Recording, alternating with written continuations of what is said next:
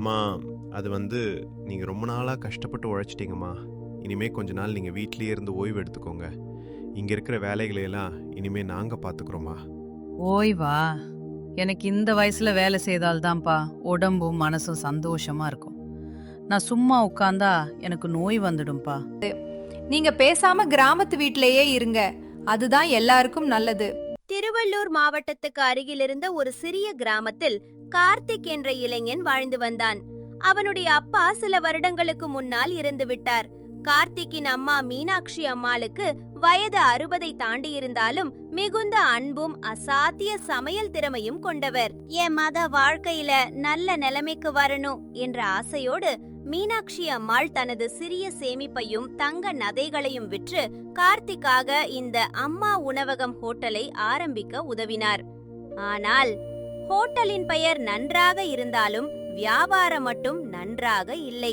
அம்மா, காலையில விடியற காலையில எந்திரிச்சு இட்லி, தோசை, பொங்கல்னு விதவிதமா செஞ்சோம். மதியம் கஷ்டப்பட்டு சாம்பார் சாதம், எலுமிச்சை சாதம்னு வச்சோம். சரி, நைட்டாவது வியாபாரம் ஆகுமான்னு சூடா பரோட்டாவும் போட்டு வச்சோம். ஆனா பாருமா, எல்லாமே அப்படியே மிச்சம் கிடக்கு. ஒரு வாடிக்கையாளர் கூட கடை பக்கம் வரல. கடை அப்படியே வெறிச்சோடி கிடக்குமா. வருத்தப்படாதப்பா. சாப்பாடு நல்லா இருந்தாலும் ஏனோ நம்ம கடை இன்னும் ஜனங்க கண்ணில் படல. இப்படி நஷ்டத்திலே போனா இந்த ஹோட்டலை மூடிட வேண்டியதுதான் போல இருக்குமா. கடனை எப்படி அடைக்கிறதுனே தெரியல. கடையை மூடணும் சட்டுன்னு சொல்லாதப்பா. ஒரு வீடு கஷ்டத்துல இருந்தா அதை எப்படி காப்பாத்தணும்னு தான் யோசிக்கணுமே தவிர கையை உதறிட்டு போகக்கூடாது. எனக்கு ஒரு யோசனை இருக்கு, நாளைக்கு பார்த்துக்கலாம். அம்மா, காலையிலே சந்தைக்கு போய் இதெல்லாம் எதுக்குமா வாங்கிட்டு வர? இருக்கிற வியாபாரத்துக்கு இட்லி தோசைக்கே வழி இல்ல. இதெல்லாம் நம்ம ஹோட்டலுக்கு தேவையா?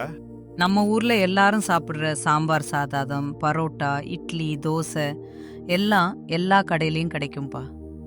ஆனா இந்த அம்மா கைப்பக்குவம் இருக்கிற நாட்டுக்கோழி வறுவல் எல்லாருக்கும் கிடைக்காது.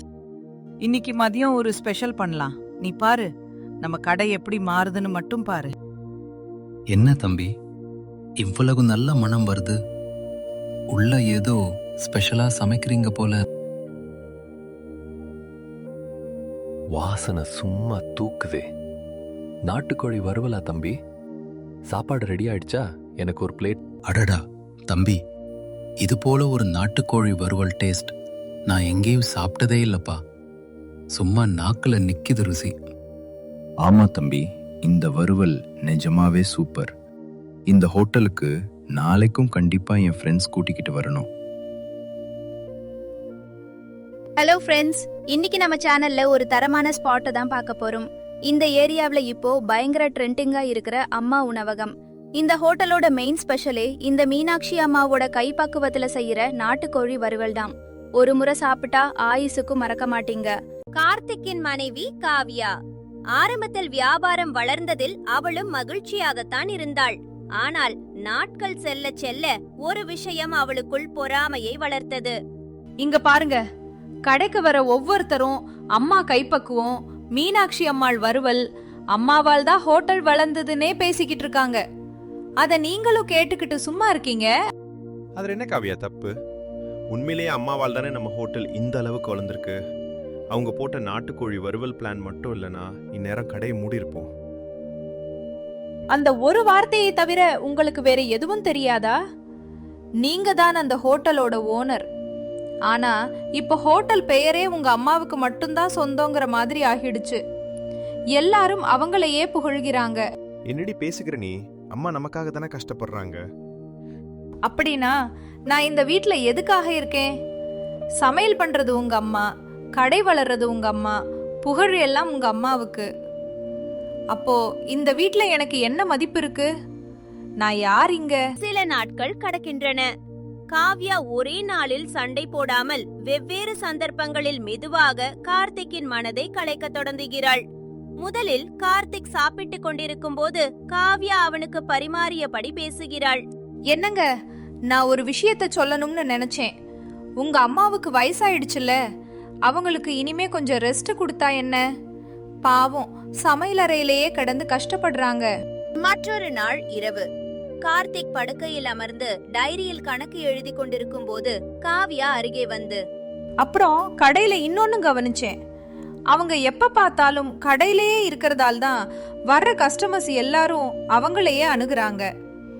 நம்ம பிசினஸ் இன்னும் பெருசா ப்ரொஃபஷனலா வளரணும்னா இந்த ஓல்ட் ஸ்டைல் குடும்ப கதையெல்லாம் கொஞ்சம் குறையணுங்க. என்ன காவியா சொல்ற? அம்மா கடையில இருந்தா தானே வியாபாரம் நடக்குது.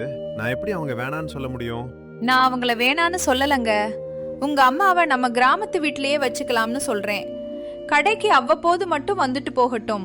அவங்க கடையிலேயே உட்கார்ந்துருந்தா நமக்கும் அவங்களுக்கும் எப்படியும் ஈகோ ப்ராப்ளம் வரும். இல்லைன்னா நமக்கே பிசினஸ்ல பெரிய நஷ்டம் வந்துடும். பாத்துக்கோங்க. முதலில் கார்த்திக் காவ்யாவின் பேச்சை எதிர்த்தான். ஆனால் தினமும் தினமும் அதே பேச்சை கேட்டபின் அவனும் மெதுவாக மாற ஆரம்பித்தான். கார்த்திக்கின் இந்த அமைதிதான் பல சமயங்களில் காவ்யாவின் திட்டத்திற்கு அச்சாரமாக அவளது துணிச்சலுக்கு அனுமதியாகிவிட்டது. அம்மா, அது நீங்க ரொம்ப நாளா கஷ்டப்பட்டு உழைச்சிட்டீங்கம்மா. இனிமே கொஞ்ச நாள் நீங்க வீட்லயே இருந்து ஓய்வு எடுத்துக்கோங்க. இங்க இருக்கிற வேலைகளையெல்லாம் இனிமே நாங்க பாத்துக்கிறோமா. ஓய்வா?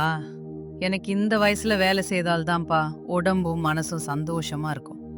நான் சும்மா உட்கார்ந்தா எனக்கு நோய் வந்துடும்பா. நான் இங்கேயே சமைக்கிறேனே. அத்தை, நான் உண்மையை நேரடியாவே சொல்லிடுறேன். இப்போ நம்ம ஹோட்டல் பெரிய அளவுக்கு போயிட்டு இருக்கு.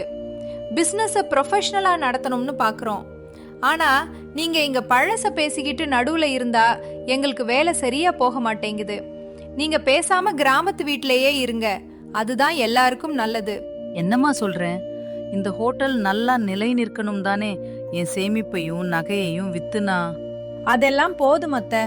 நீங்க செஞ்சதுக்கு இப்போ நாங்க நல்ல நிலைமையில தான் இருக்கோம். இனிமே நாங்களே எல்லாவற்றையும் மேனேஜ் பண்ணிப்போம். நீங்க கிளம்பலாம். கார்த்திக், நீயாவது ஏதாவது சொல்லுப்பா. இந்த அம்மா இங்க இருக்கிறது உனக்கு அவ்வளோ பாரமா இருக்காப்பா? அம்மா மெதுவாக தன் கண்ணீரை துடைக்கிறார். ஒரு பழைய துணிப்பையை எடுக்கிறார். அதில் 2 பழைய சேலைகள், ஒரு சிறிய மருந்து பெட்டி மற்றும் தன் கணவரின் புகைப்படம் ஆகியவற்றை மட்டும் வைத்துக் கொள்கிறார். வீட்டின் வாசலை கடக்கும் போது அவர் ஒரு முறை நெஞ்சார திரும்பி பார்க்கிறார். அவரது உழைப்பு, அவரது ஆசை, அவரது மகன் எல்லாம் கண்முன்னே தெரிகிறது. ஆனால் அவருக்காக யாரும் கதவை திறக்கவில்லை. அம்மா மெதுவாக தெருவில் நடந்து மறைகிறார். என்னங்க இது? உங்க அம்மா இருக்கும்போது கூட்டம் அலைமோதும். ஆனா இப்ப பாருங்க, காலையில செஞ்ச இட்லி, தோசை, பொங்கலும் அப்படியே இருக்கு. மதியத்துக்குன்னு ஆசையா செஞ்ச சாம்பார் சாதம், எலுமிச்சை சாதமும் விக்காம அப்படியே இருக்கு. நைட்டுக்காக போட்டு வச்ச பரோட்டாவும் அப்படியே காயுது. கடை ஏன் இப்படி வெறிச்சோடி போச்சுனே தெரியலையே. எல்லாம் உன்னாலதான் காவியா. அம்மாவோட ஸ்டைல் வேண்டாம், ப்ரொஃபஷனலா பண்ணுவோன்னு சொன்னியே. இப்போ பாரு, அம்மாவோட கைப்பக்குவம் போயிடுச்சுன்னு வர்ற 4 கஸ்டமர் முகத்தை சுளிச்சிட்டு போறாங்க. சாப்பாடெல்லாம் அப்படியே வேஸ்டா கொட்டுற நிலைமை வந்துருச்சு. யோ தம்பி, என்னையா சமைச்சு வச்சிருக்கீங்க? முன்னாடி இருந்த நாட்டுக்கோழி வறுவல் இது இல்லவே இல்லை. மசாலா எல்லாம் ஏனோ தானோன்னு வேற மாதிரி இருக்கு. அந்த பழைய டேஸ்டே இல்லை. இல்ல சார், அது நாங்க அதே மசாலா தான். அந்த பாட்டி எங்க தம்பி? அவங்க கடையில் உட்காந்து சமைச்சப்போதான் இந்த ஹோட்டலுக்கு ஒரு உயிரே இருந்தது. அவங்க கை பக்குவம் போயிடுச்சு போல. இனிமே இந்த பக்கம் வரமாட்டேன். முதல் வாரத்தில் கூட்டம் கொஞ்சம் குறைந்தது. 2ஆம் வாரத்தில் பாதியாக குறைந்தது. 3ஆம் வாரத்தில் பலர் வேறு ஹோட்டலுக்கு போய்விட்டார்கள். வருமானம் முற்றிலும் முடங்கியதால் புதிய கடன்கள் கார்த்திக்கின் கழுத்தை நெரிக்க தொடங்கின. வீட்டில் நிம்மதி தொலைந்து சண்டைகள் மட்டுமே மிஞ்சின. என்ன மீனாட்சி, இருட்ட நேரமாகுது, இன்னும் அப்படியே உட்கார்ந்திருக்கே. பக்கத்து டீ கடைக்காரர் கூப்பிட்டாரு. நைட்டு சமையலுக்கு கொஞ்சம் உதவி செய்ய போறியா? போறேன். வேலை செஞ்சாதானே இந்த நெஞ்சில இருக்கிற பாரம் கொஞ்சமாவது குறையும். ஆனா எனக்கு அந்த வேலை செய்யறது பெருசு இல்லக்கா. என் பையன் கார்த்திக் இப்போ எப்படி இருக்கானோ, என்ன பண்றானோன்னு தான் என் மனசு தவிக்குது. நகையெல்லாம் வித்து அவனுக்கு கடைய வச்சு கொடுத்தே, உன்னை இப்படி வீட்டை விட்டு துரத்திட்டாங்களே, இன்னும் அவன் மேல என்னடி உனக்கு பாசம்?